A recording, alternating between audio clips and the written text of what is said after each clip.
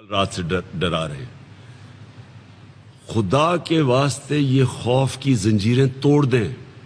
خوف انسان کو غلام بناتا ہے. یہاں 4,000 انگریز تھے صرف ہندوستان میں. انہوں نے 40 کروڑ لوگوں کے اوپر حکومت کی ہے. خوف کے تحت لوگ ڈرے ہوئے تھے.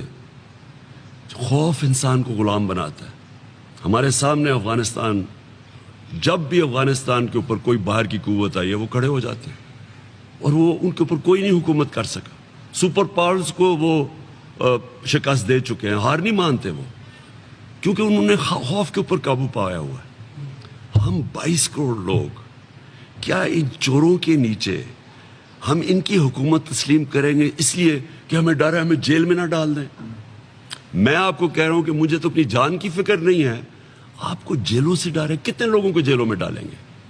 بتائیے کتنے لوگ جیلوں میں چلے جائیں گے؟